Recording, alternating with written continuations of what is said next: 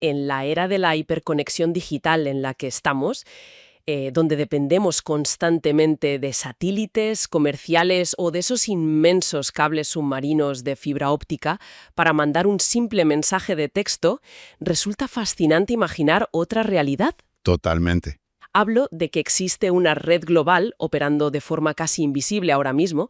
Hablamos de una comunidad de científicos ciudadanos, por llamarlos de alguna manera, Ujú. gente que actúa al margen de las grandes corporaciones de Internet y que es capaz de hacer rebotar señales electromagnéticas en las capas altas de la atmósfera. E incluso en la superficie de la Luna. Exacto, o en los rastros ionizados que dejan los meteoritos al entrar en la atmósfera. Es una pasada. Así que bienvenidos a un nuevo análisis a fondo. Hoy tenemos una misión muy especial. Vaya que sí. Una idea. Tenemos desde el riguroso reglamento de la URSC, La Unidad Reguladora de Servicios de Comunicaciones de Uruguay. esa misma. Y pasamos de ahí a densos manuales técnicos de antenas de la ARL, líneas de código de programación en Python, investigaciones científicas sobre inteligencia artificial aplicada a la reducción de ruido y terminamos con editoriales muy recientes del Radio Club Uruguayo. Es una mezcla de fuentes muy particular, ¿eh? Muy particular. Y el objetivo de esta investigación, de este análisis, es desgranar cómo la radioafición ha evolucionado de una manera espectacular, porque a nivel de calle a veces se tiene la imagen de que es un pasatiempo nostálgico del pasado. Sí, el típico señor mayor en un sótano lleno de cables. Justo esa imagen. Pero los documentos demuestran que se ha transformado en una red de telecomunicaciones híbrida increíblemente resiliente y de absoluta vanguardia técnica. Y para entenderlo, hoy vamos a utilizar como caso de estudio un par de hitos históricos recientes que han tenido lugar en Sudamérica, concretamente en Uruguay. Es que si miras los documentos en su conjunto te das cuenta rápidamente de que no estamos leyendo simples manuales de instrucciones o reglamentos burocráticos pesados. Lo que verdaderamente documentan estos textos es la consolidación de una subcultura global sumamente avanzada. Ajá. Es una disciplina que combina a partes iguales la ingeniería de telecomunicaciones pura, la capacidad táctica de respuesta ante emergencias y, ojo, un fuerte compromiso con la sostenibilidad ecológica. Lo revelador aquí es cómo convergen los manuales técnicos y los reportes de actividad sobre el terreno. Nos muestran un laboratorio vivo. Exactamente, un laboratorio vivo. La radioafición moderna no compite con Internet. Ha aprendido a coexistir y a utilizar las herramientas digitales para potenciar su dominio del espectro electromagnético. Vale, pues vamos a desglosar esto porque los reportes recientes del Radio Club Uruguayo son telita. En uno de los documentos clave tenemos un editorial firmado por su presidente Víctor Gómez. Que opera con el indicativo CX6AV. Eso es. Pues en este editorial se detalla un hito sin precedentes para la institución.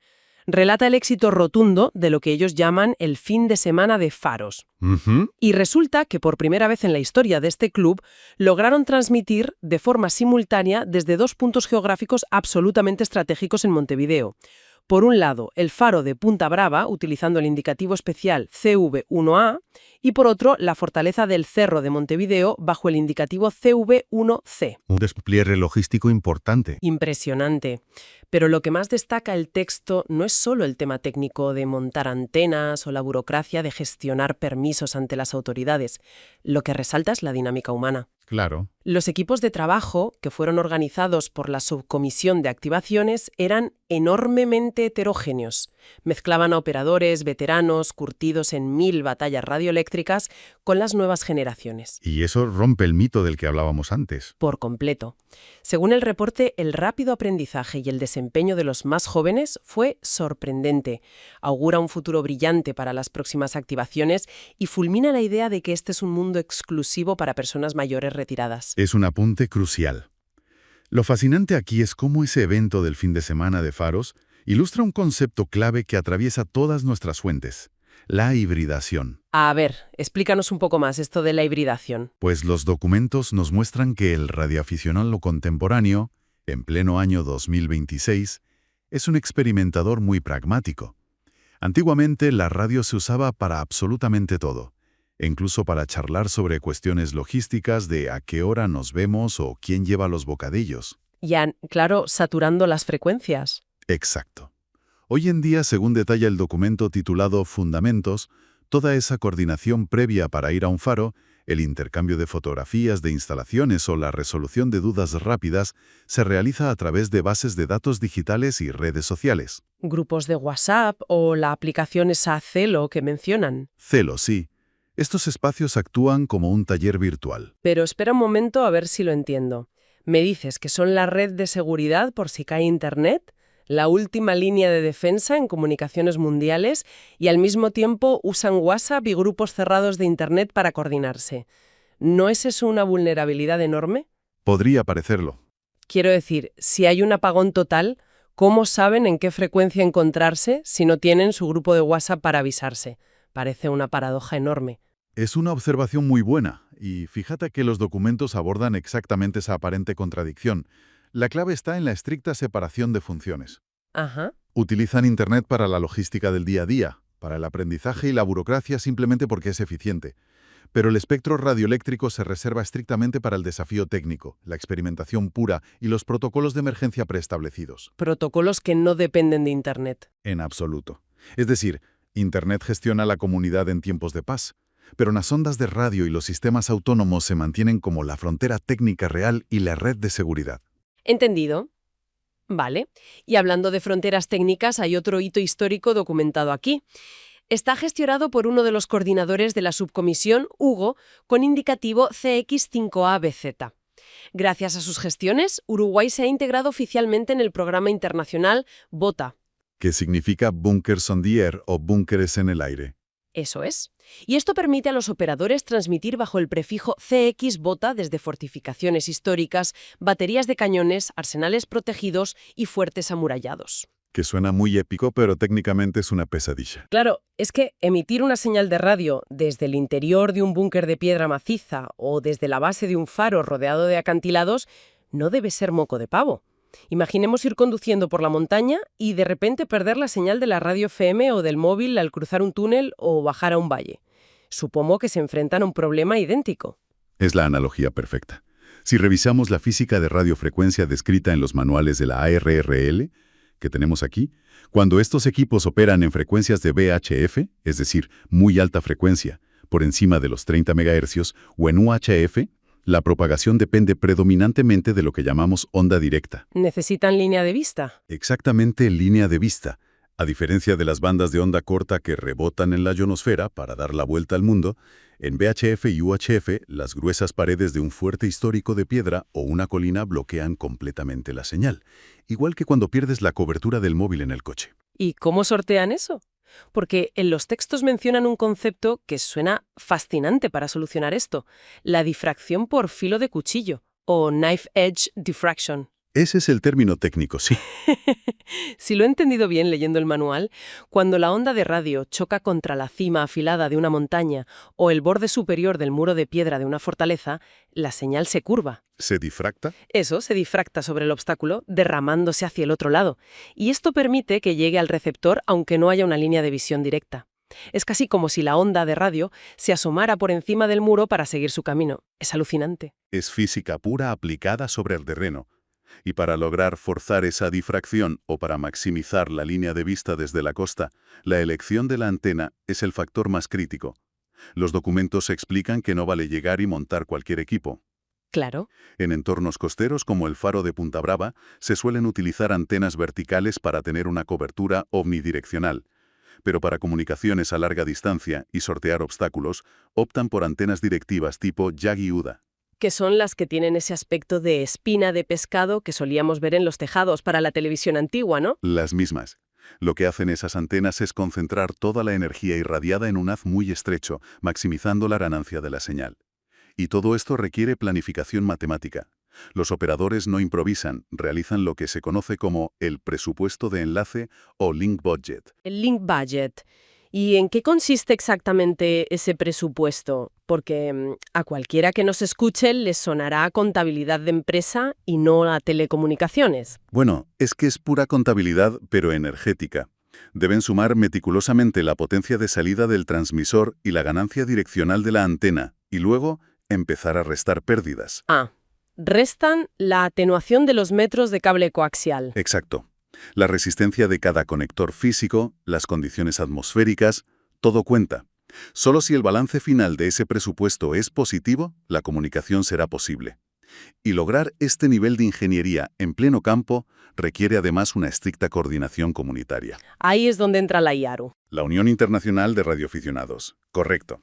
Ellos estandarizan protocolos de cortesía técnica. Cuando decenas de operadores comparten un espectro público, minimizar las interferencias y respetar los anchos de banda no es solo una cuestión de tener buenos modales. Es una necesidad matemática. Absoluta, para que todos esos presupuestos de enlace funcionen y no se pisen las señales unos a otros. Madre mía, el nivel de detalle técnico es brutal. Pero claro, llegados a este punto, quienes nos prestan su atención podrían preguntarse ¿qué significa todo esto para la persona de a pie? Es la gran pregunta. ¿Por qué a un ciudadano común le debería importar lo más mínimo que un grupo de entusiastas esté calculando pérdidas de cables coaxiales para transmitir desde un fuerte de piedra en Montevideo? Pues los textos ofrecen una respuesta que da bastante que pensar. Da escalofrías casi. El documento de fundamentos describe un escenario denominado Blackout Mercosur. Es un escenario de colapso sistémico. Nos pide imaginar que un evento climático extremo o un ciberataque a infraestructuras críticas tumba por completo Internet y las redes de telefonía móvil a nivel continental. Y es ahí, en ese momento de pánico, donde la aparente desconexión entre la población civil y los radioaficionados desaparece de golpe. El análisis de resiliencia señala una realidad muy cruda. A ver. En un escenario de colapso total, el Estado, los militares y las fuerzas de seguridad tienen sus propias redes cerradas de emergencia. Tienen generadores diésel, fibra subterránea, repetidores blindados. Claro, ellos siguen comunicados. Pero la población civil queda instantáneamente aislada. Sin WhatsApp, sin llamadas, sin mapas. En ese vacío absoluto, la red de radioaficionados emerge como lo que el documento llama literalmente el seguro de vida del país. Es una definición potentísima. Porque al no depender de servidores centrales, de nubes de datos de Amazon o de Google, ni de proveedores de Internet comerciales, una simple batería cargada y una antena improvisada con un cable bastan para establecer comunicación directa de punto a punto o a nivel global. Y de hecho los documentos no hablan solo de teoría. Recuerdan a un precedente histórico innegable en Sudamérica, que son las catastróficas inundaciones de Paso de los Toros en Uruguay en el año 1959. Un evento trágico. En aquella tragedia, la red eléctrica y telefónica comercial desapareció bajo el agua por completo. Fueron las estaciones de los radioaficionados las únicas que lograron organizar la logística, coordinar los rescates aéreos y alertar sobre las crecidas de los ríos, literalmente salvando incontables vidas. Y enlazando con la duda que tenías antes sobre cómo se coordinan hoy si no hay WhatsApp, cuando todo cae aquí, es donde entra el protocolo sin Internet. El protocolo Wilderness. Exactamente. Está pensado para zonas agrestes o emergencias extremas. Y es de una lógica aplastante. En caso de aislamiento prolongado, todos los operadores saben que deben sintonizar una frecuencia estándar, concretamente los 146,520 MHz en la banda de UHF. Pero claro, no se quedan transmitiendo o escuchando todo el tiempo a lo loco. No porque se quedarían sin batería en horas. Para ahorrar energía, solo encienden los equipos y escuchan durante los primeros 5 minutos de cada hora. Es un nivel de disciplina táctica fascinante. Además, hay un componente ético y ecológico en todo esto que me ha llamado muchísimo la atención en las fuentes. Los manuales destacan el uso habitual del modo QRP. El QRP es una filosofía en sí misma. Sí, porque significa transmitir con 5 vatios de potencia o incluso menos.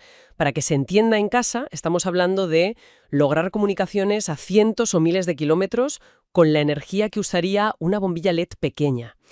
Y todo esto lo alimentan con paneles solares portátiles y unas baterías muy específicas, las LiFePO4. Detengámonos un segundo en esas baterías porque es un detalle técnico que marca la diferencia entre la vida y la muerte en una emergencia. No son las típicas baterías de plomo pesadas de un coche ni las de litio normales que llevamos en el teléfono móvil y que se degradan rapidísimo. Son diferentes entonces. Muy diferentes. LiFePO4 significa litio ferrofosfato. Son baterías muchísimo más estables, son seguras frente a incendios, aguantan miles de ciclos de carga y, lo más importante, mantienen un voltaje constante hasta el último segundo antes de agotarse. Ah, no van perdiendo fuerza poco a poco. No te dan el 100% hasta que mueren. Son ideales para estar en medio de la nada alimentando un transmisor de radio. Esta adopción de tecnología tan eficiente se complementa además con una ética del reciclaje muy fuerte en la comunidad. Totalmente de acuerdo. Y el caso de la Red Nacional Uruguay Link, que se detalla en los papeles, es el ejemplo perfecto de ese reciclaje técnico. La red no se construyó a base de talonario, comprando equipos de última generación carísimos. Que va para nada. El texto detalla cómo la comunidad se dedicó a recuperar viejos equipos comerciales Motorola modelo GM300, unos aparatos robustos como ladrillos, pero que fueron diseñados en los años 90 para taxis o ambulancias. Pura chatarra electrónica para el mercado actual. Pues los radioaficionados los rescataron, los reacondicionaron, modificaron sus circuitos, los reprogramaron y los ensamblaron para construir los nodos de su red nacional de repetidoras. A mí me parece un golpe en la mesa tremendo contra la obsolescencia programada. Extienden la vida útil de la electrónica y evitan toneladas de basura tóxica. Refleja a la perfección la mentalidad del radioexperimentador moderno.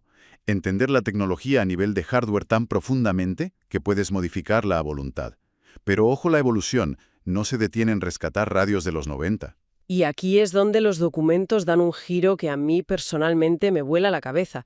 Pasamos de rescatar radios analógicas, antiguas, e incluso de usar la telegrafía clásica en código Morse, que por cierto sigue vivísima, a meter inteligencia artificial y programación avanzada de por medio. El salto es de vértigo. O sea que pasan del Morse a la IA en un pestañeo. ¿Cómo encaja la programación de software y el machine learning en una afición que tiene más de 100 años de historia analógica? Encaja a través de ese espíritu hacker del que hablábamos, pero en el buen sentido de la palabra. Los manuales que tenemos aquí incluyen fragmentos de código puro. Demuestran que hoy en día un radioaficionado es muy a menudo un ingeniero de software autodidacta. Increíble. Detallan el uso de pequeños ordenadores de bajo coste, como la famosísima Raspberry Pi, combinados con programación en lenguaje Python y placas SDR. Vale. Aclaremos un poco lo de SDR porque las siglas pueden despistar.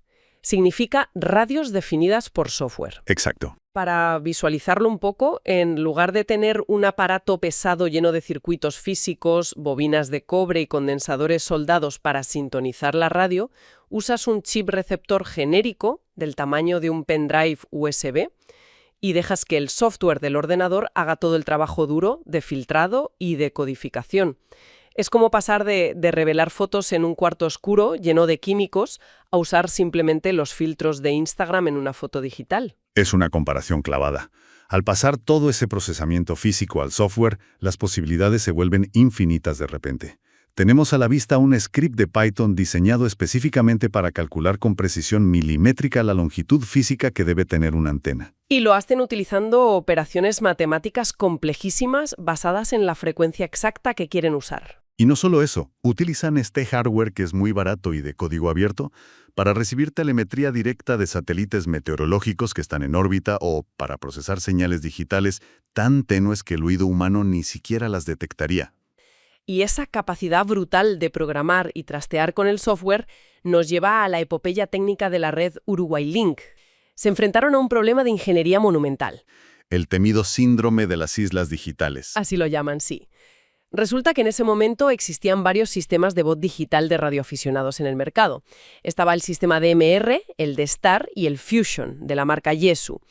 El gran problema es que eran ecosistemas cerrados y totalmente incompatibles entre sí. Hablaban idiomas digitales distintos. Exactamente. Si tenías una radio DMR, no podías hablar con tu amigo que se había comprado una radio Fusion. Eran islas incomunicadas. Pero en lugar de quejarse o conformarse, se pusieron manos a la obra. Como siempre hacen. A través de una red mundial llamada Brandmeister, concretamente en el Toll Group 7487, y colaborando estrechamente con un colega holandés llamado David, con indicativo PA7LAIM. El creador de la aplicación Peanut Radio, por cierto. Él mismo. Pues colaborando con él, lograron unificar todas estas plataformas que a priori eran incompatibles. Hay que poner en perspectiva la magnitud real de ese logro a nivel técnico. Estos sistemas digitales incompatibles utilizaban diferentes códecs de compresión de voz. Específicamente uno usaba el protocolo AMBE y otro el AMBE2. Es como intentar reproducir una cinta Betamax en un vídeo VHS. Tal cual, pero a nivel de ceros y unos en tiempo real. Resolver esa incompatibilidad profunda de decodificación de voz, logrando que un operador con una radio de una marca muy específica pudiera conversar fluidamente con otro que usaba un sistema de la competencia, fue un triunfo absoluto de la ingeniería comunitaria.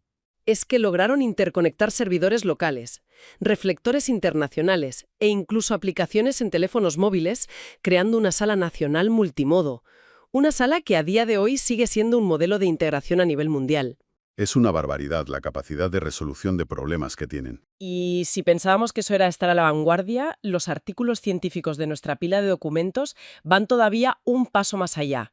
Analizan la aplicación directa del machine learning o el aprendizaje automático en las propias ondas de radio. Madre mía, es una locura pensar que las redes neuronales que usan las grandes tecnológicas para reconocer caras o escribir textos ahora se aplican en el espectro de la radioafición para limpiar el ruido. Es que este avance plantea un salto cualitativo enorme en las telecomunicaciones. La investigación que estamos analizando detalla el uso de redes neuronales convolucionales, o CNNs por sus siglas en inglés, aplicadas al procesamiento de señales de radio. ¡Qué barbaridad! Hay que entender que el espectro radioeléctrico a nivel global es un entorno muy ruidoso y hostil. Está lleno de interferencias atmosféricas, estática de tormentas lejanas, ruido eléctrico industrial de las ciudades y una congestión tremenda por múltiples usuarios compartiendo un ancho de banda enanísimo. Tradicionalmente se usaban filtros analógicos en los altavoces para intentar hacer la voz más inteligible. Sí, pero a menudo esos filtros también borraban parte de la señal útil y la voz sonaba metálica y robótica. Sin embargo, estas redes neuronales están siendo entrenadas con miles y miles de horas de audio para reconocer visual y acústicamente los patrones específicos de la voz humana. O de las señales digitales puras en medio de ese caos. O sea que, en lugar de simplemente cortar frecuencias agudas o graves, como haría un ecualizador de música tradicional, la inteligencia artificial aprende qué aspecto exacto tiene una voz humana entre toda esa basura electromagnética. Y él extrae. Extrae esa señal útil y silencia mágicamente todo lo demás. Según los documentos, esto mejora drásticamente el ratio señal-ruido. Están usando inteligencia artificial de vanguardia para poder escuchar un susurro de radio al otro lado del planeta, eliminando el ruido de una tormenta que tienen encima. Sencillamente brillante. Creo que hemos cubierto un terreno enorme y sumamente complejo hoy. Para la audiencia, que nos está prestando su atención y ha llegado hasta aquí, ¿cómo podríamos empaquetar y resumir toda esta evolución tecnológica? Pues si conectamos toda esta documentación desde las actas de aquellos faros en Montevideo hasta los artículos supertécnicos de redes neuronales, la gran conclusión es que la radioafición es una disciplina en constante ebullición.